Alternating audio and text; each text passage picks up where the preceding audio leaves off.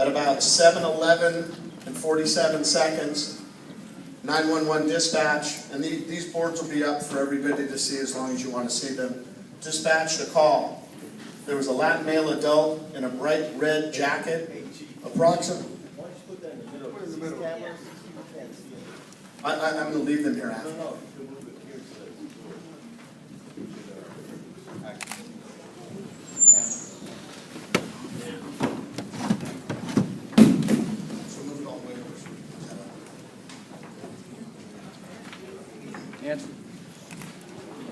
About 6'1", 200 pounds, black pants, has a gun on his hip, a black handgun. About a minute later, there was an update that the male is pacing back and forth by a chain link fence near a bench. About less than a minute later, the reportee says that the reportee will stay on the phone until the police department are on scene. Yeah, we're going to leave these boards up. Everybody, I'm saying what they say. At about 7:14, subject is still on scene. Per the reporting party, he is eating chips or sunflowers, but resting his hand on the gun. At about 7:15, a sergeant from Ingleside Station and another officer go on scene and start a search of the area looking for the person described by the reporting party who is not a police officer. At about 7:18 and 49 seconds, that same reporting party, again, who's not a police officer, heard shots fired. The shots that were fired by the police department.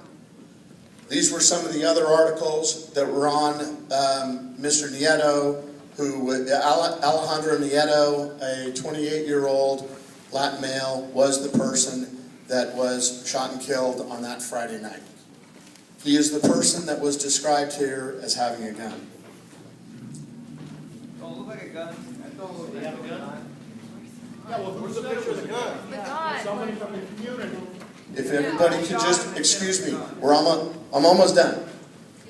What Mr. Nieto had was he had a black taser pistol. Don't kill yourself, man. What happened, so Mr. Nieto had this pistol as described here in a holster, much like the one I'm wearing right now. This is what it looked like. The distance from which the officers engaged Mr. Nieto was about from here to the back of the room, about 75 feet up a hill. His back was to the west with the sun setting behind him, the officers looking at the horizon. This is the actual weapon that Mr. Nieto had. This is what a real gun looks like. In the holster. Please let me finish, and then again, I'll stay here as long as you. Right here is what this taser looks like in the holster. Right here is what a gun looks like in the holster. When the officers originally engaged, do we have that?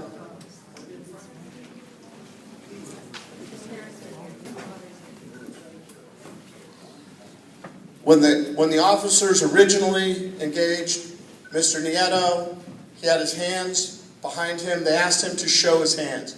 Mr. Nieto, by profession, is a security guard, but for mental health reasons, he is prohibited. That's not true. Don't Please let me. I'm not implying it. That's fucking irrelevant. All right. You shot a 14 fucking The reason Mr. Nieto could not have a gun. That's the point I'm trying to make. I'm trying to get, what I'm saying aren't things I'm guessing at. It's a fact that Mr. Nieto was prohibited from having a firearm for reasons that I don't want to upset anybody about. Anyway, He didn't have a gun. You're right, again, he did not have a gun. He had a taser exactly like this. Whoa! When the officers asked him to show his hands, he drew the taser from the holster, and these particular tasers, I don't want to scare anybody, as soon as they're drawn, they emit a dot, a red dot. If you look in the back, I want everybody to look in the back to show the dot The dot shows. So when the officers asked him to show his hands, he produced the weapon, and the officers saw the laser sight on them tracking. They believed it to be a firearm, and they fired at Mr. Nieto. Mr. Nieto went to the ground. 14 times. Mr. Nieto went to the ground. He assumed in a prone position. Again, he acquired the dot, continued to track as other officers arrived until Mr. Nieto stopped firing. They went to him, rendered aid. He did not survive his injuries.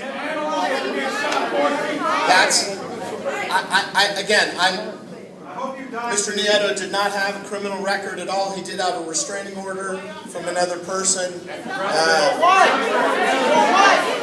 So at this point in time, that's all we know. The officers tracked by a laser sight believed, because of the situation, the call, the appearance, that he had a firearm. They fired in defense of their own lives, and Mr. Nieto did not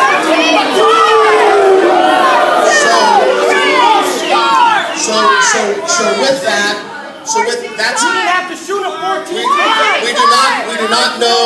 we do not know at this point in time how many times Mr. Nieto was hit. It was several. I do not know where you're coming up with the number of 14.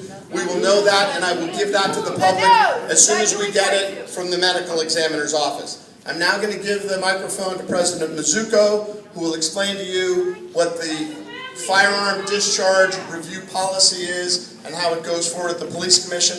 At that